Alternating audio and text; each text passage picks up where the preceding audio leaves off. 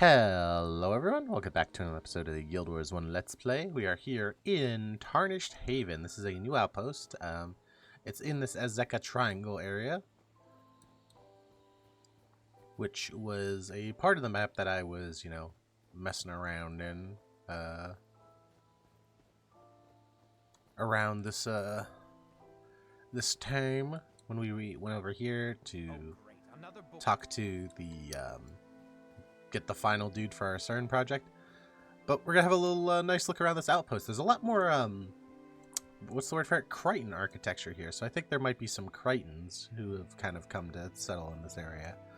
Little chickie over there. There's a material trader here, which is weird because I don't think there's actually anything you can make in this outpost.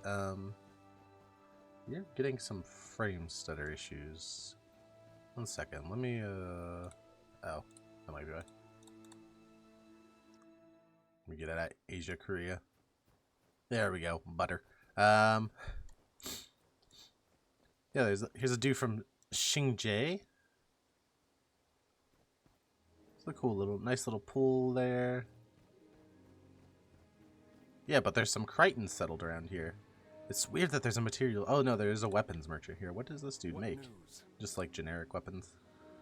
Yeah, just like generic weapons that don't have any mods on them. They are max though, so like, not a great place to get weapons. You're way better off getting the Canthan weapons, honestly, if you're gonna spend any money on weapons. I would not get these.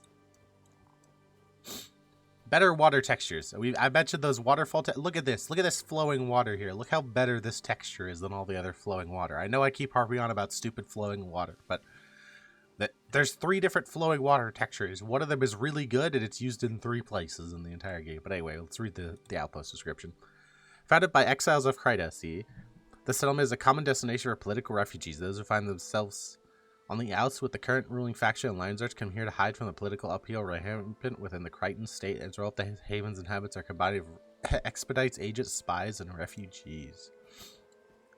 But we're not here for that. We're here for a side quest given to us by this Karish individual. It's about time you arrived. I've been waiting in eternity. I've studied the beings you humans call gods. Your stories speak of extremely powerful, almost omnipotent beings who each specialize in one area of superiority. How could beings be all powerful and yet have more power than other powerful beings in one particular facet of their manifestation? It made no sense to me. I decided to explore the various facets of your so-called deities. In fact, I've been tracking one such manifestations of the Azeka Triangle. Here, take this device. It's called the divination. Use it to find the force of the manifestation called the facet of creation. The divination will turn red as you approach the source. It will transition to blue as you travel further away. You, a human, should have no trouble using it. Destroy the facet. The divination will make an impression of the signature from your energy release. Return when you are finished. Understand. Not really, but I know how to kill things and take their stuff. So this is a series of quest lines where we essentially go out and kill a mob out there in the open world. And come back to this dude and turn it in and get a skill. This is how you get basically half of the Asuran skills. Half the Asuran skills are gotten this way. The other half is through Polymach, which we will be doing later. So just a quick word how this works. You see this proximity to a target bar here? That's how close you are to the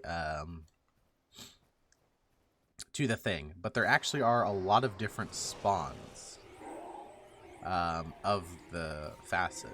They can spawn in a whole bunch of different places all throughout the zone.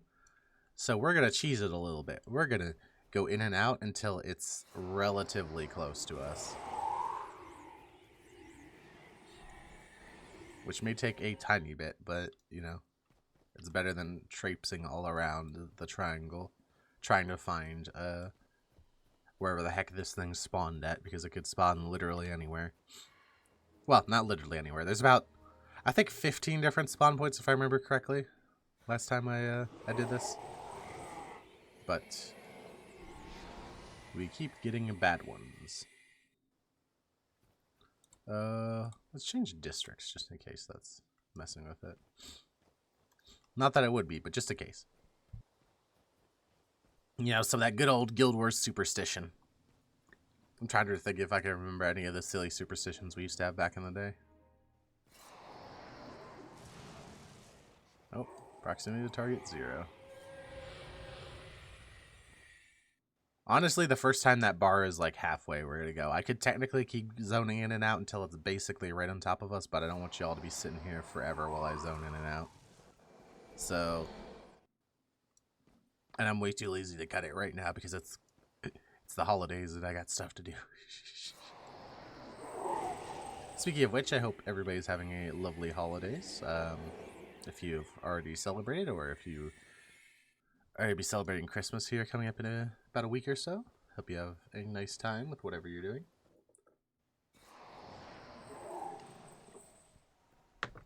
Come on.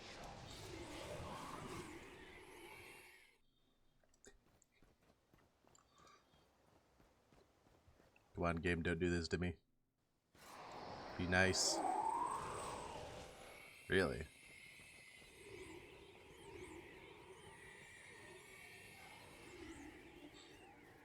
Uh-huh.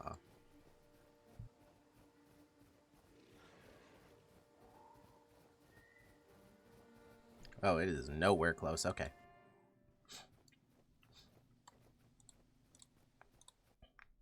Hopefully try to reset the spawn. I just want it to be a little bit closer than on the other side of the map. That's all I'm asking. I'm not asking for it to be the perfect spawn right on top of us. I just want it to not be on the other side of the map.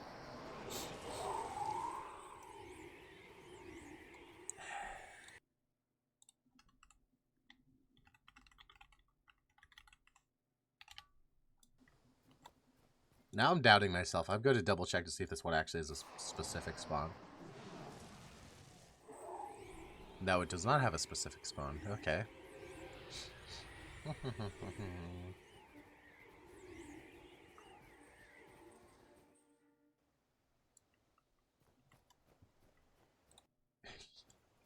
These quests might take a little bit because there's 6 of these. Although I am getting about as unlucky as humanly possible as you can get. You know what? We're gonna try something. We're gonna abandon the quest and take it again. See if that helps. I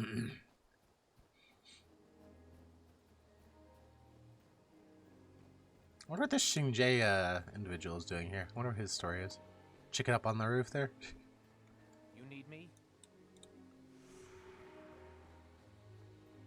The skill you actually get from this quest is pretty cool. I never actually end up using it because it's not very good, but it's a pretty cool skill. It essentially steals a random skill from an opponent and then gives you energy to use it, which is kind of cool.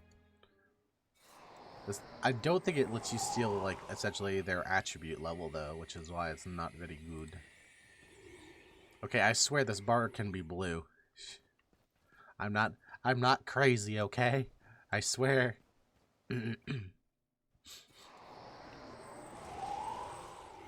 Are you actually kidding me right now?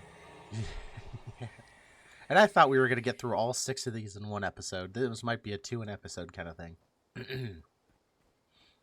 Yeah, we did have that opening ramble where we looked around the outpost quite a bit. Really? Still nothing.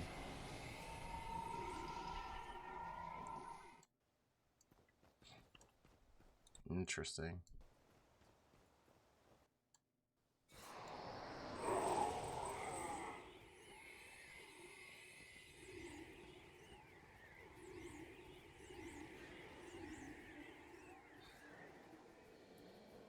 Man, where is this thing?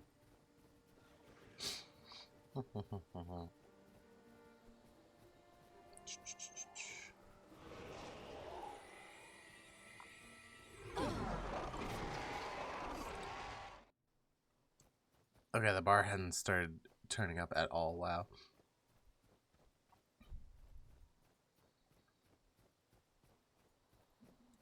Do.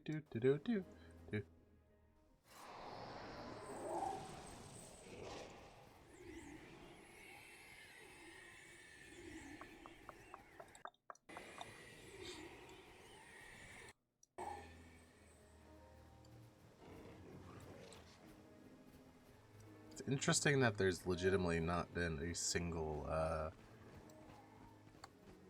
like we're not close.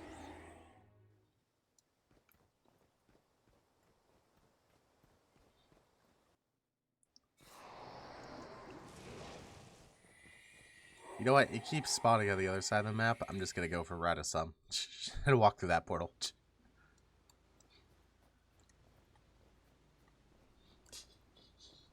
That was a waste of like 4 minutes. But you're gonna leave. You're gonna watch that. You're gonna sit there and watch me do it because you need to know how stupid this quest can sometimes be. I remember why I hated doing these quests on my main, and I haven't done them on every character, despite me originally thinking that they were pretty easy. It's because sometimes they just randomly take 40 minutes or 20 minutes when it's literally a 10-second quest. Because sometimes they just don't want to give you the spawns.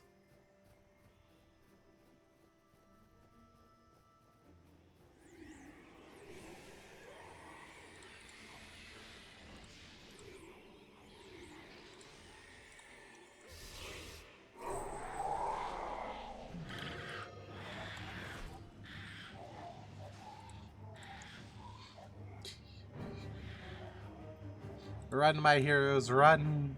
I don't want any of you to die. Who stopped the cast? Is that Xandra back there? Oleus. Oleus, what are you doing back there? Dying, apparently. Oh, he's so dead. That's fine. Only one died. I'll take that. Instead of having to sit there and fight through it.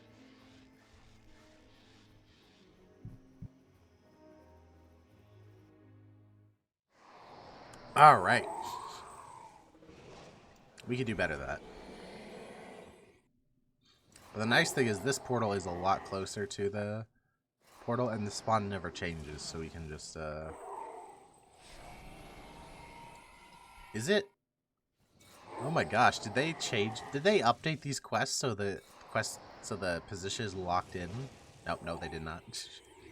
There we go, though. That's what we were looking for. We were looking for the red bar as soon as we walk in. That's what we want to see.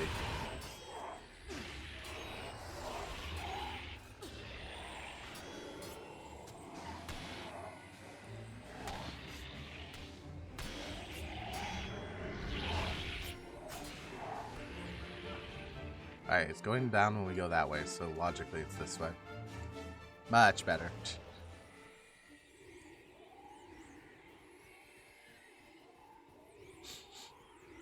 If I had to take a guess, it's down this way. Yeah. It's looking like it.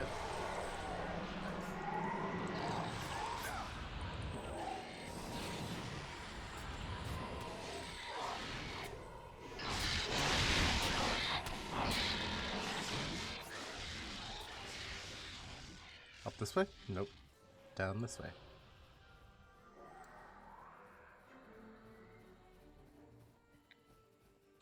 The cool thing about this quest is it does let you see a little bit more of these outposts.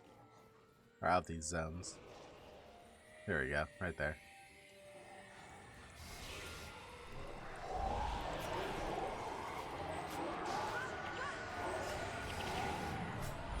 It'll be a very fast quest once we find him, though. See? That's the thing about these quests. Actually killing the things is not hard at all. Finding them, pain in the butt. Or can be a pain in the butt, at least. Here comes Yes, this is exactly what I imagined. I believe my hypothesis is correct. As fast as tied to your god Melandra, there's something concealed in the signature, a cipher of some sort. I'll need all 6 to discern the meaning, and for that I'll need you to continue assistance. You will, however, be rewarded for your efforts. Smooth criminal. Yeah. It replaces your spell with an enemy spell. So now we have all of these to do. We're just going to do Balthazar's today, and then we'll do the other 3 probably next time.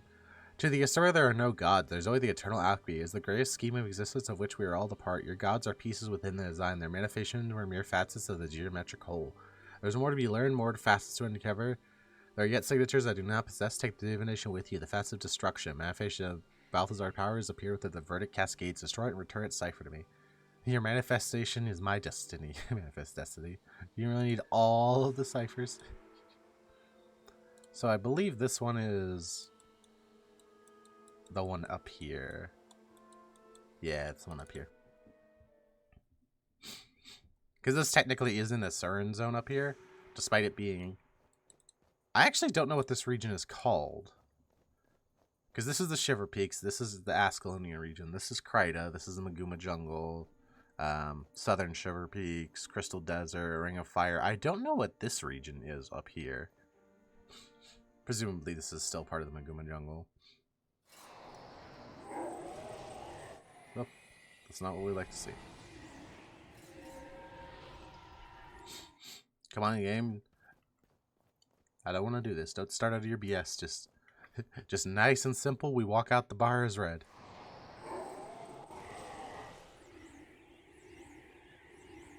You know what? I can work with it.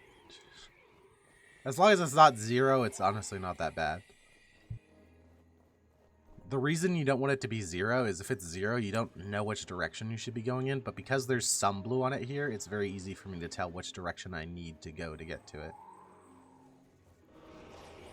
But like if it's completely, you know, no color, it could be anywhere like on the edges of the map and you wouldn't know. All you know is that it's far away from you.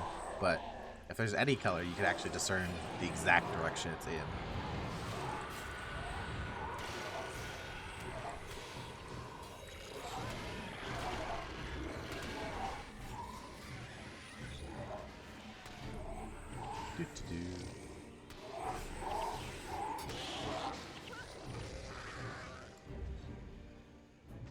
Alright. We should be...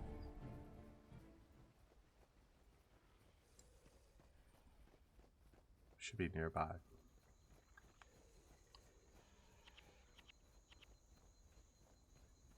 Okay, it's slightly going down, so that means it's up this way. Nope, it's very much going down. That means it's down this way. Yes.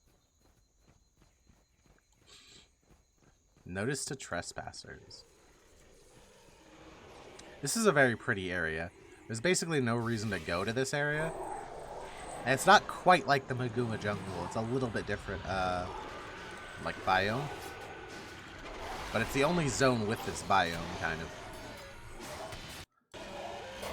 So, it's kind of a cool, weird zone. There really isn't much here. I believe there's one dungeon here. I think, yeah. Slavers is down here. Slavers Exile is down here. That's the only real reason you'd ever come to this zone. There's not even like a lot of quests here outside of this one. This is actually the zone where I capped one of my first elites way back when I was a kid. Or one of my first elites on my ranger when I was a kid. I'd actually played Guild Wars for a long time before that. I think I mentioned this a lot in the Prophecies Let's Play, but I actually thought I didn't know how to get out of pre-searing for like a while. Like an embarrassingly long time. To be fair, I was like 6. So, you know, make of that what you will. Also, my PC couldn't run it, so I could play for like 2 minutes and then it would crash. It's kind of hard to figure out what the heck you're supposed to do when you crash every 2 minutes.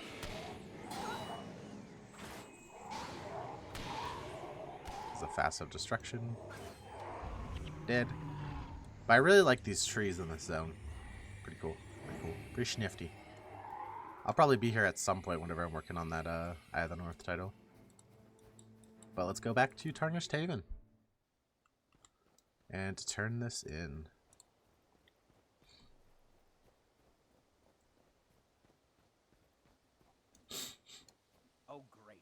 The wavelength patterns here are clearly different for the first cipher, but what does it matter? Perhaps the answer lies in which is alike or which is different. I require more ciphers before it will become clear. There's more for you to do, but for now, take this compensation. Mental block. This is a pretty good skill used sometimes in speed clears, or at least back in the day it was. Now a lot of players have kind of evolved to not really need it and just have better enchantment management, better defensive usage. But back in the day, this was a pretty popular skill, and I believe there still are some areas where it's used. But essentially, it's a enchantment that goes on you, and it gives you a chance to block attacks, and every time you actually are hit, it refreshes itself. So if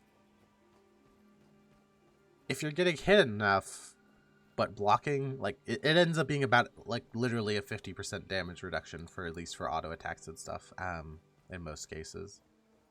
Because it blocks half of the auto attacks coming at you, and a lot of times if you have enough enemies, it'll just keep refreshing itself. So, I've never seen this area over here. It's pretty cool. These big, kind of, cavern here. But anyway, with that, I want to thank you all for coming out. I hope you have a great day. I hope to see you in the next one. Bye-bye.